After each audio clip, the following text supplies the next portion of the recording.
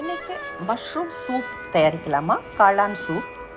So காளான் soup தயாரிக்கிறதுக்கு முதல்ல நம்ம காளான்களை சின்ன துண்டுகளாக இந்த மாதிரி வெட்டி வச்சுக்கலாம். ஒரு காளான் 4 கட் பண்ணோன்னாலே போதுமானது. இதை ஒரு பவுலில் கொஞ்சமாக தண்ணி சேர்த்து இதை அப்படியே வேக வச்சுக்கலாம். நல்லா மூடிட்டு ரொம்ப குவிக்காக இது வெந்துடும். ஸோ இப்போ பார்த்தாக்கா நல்ல காளான் வெந்திருக்கு.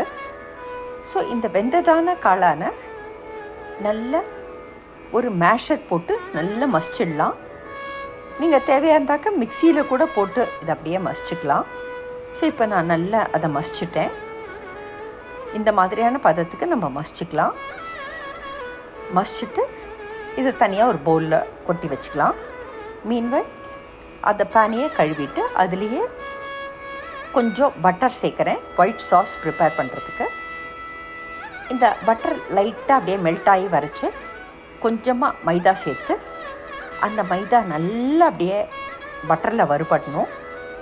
நல்லா அந்த மைதா பட்டரில் வறுபட்ட உடனே பால் சேர்க்குறேன். உங்களுக்கு மைதா சேர்க்க விருப்பம் இல்லைன்னா நீங்கள் கோதுமை மாவு கூட சேர்க்கலாம். ஸோ பால் சேர்க்குறேன். பால் சேர்த்து பால் நல்லா கொதி வர டைத்தில் நம்ம ப்ரிப்பேர் பண்ணி வச்சுருக்கிறதான அந்த மஷ்ரூம் பியூரியை சேர்க்குறேன். நல்லா ரெண்டும் ஒன்று சேர அப்படியே கொதித்து வச்சு இதுக்கு தேவையான அளவு உப்பு. நம்மளுக்கு மஷ்ரூம் ஜாஸ்தி உப்பு பிடிக்காது. ஸோ கரெக்டாக பார்த்து போட்டுக்கோங்க. நல்ல கருப்பு மிளகை ஃப்ரெஷ்ஷாக அப்படியே கிரைண்ட் பண்ணி போடுறேன். இது ஒரு நல்ல ஃப்ளேவரை நம்ம சூப்புக்கு கொடுக்கும், நம்ம ஃப்ரெஷ்ஷாக கிரைண்ட் பண்ணி போடுறச்சு.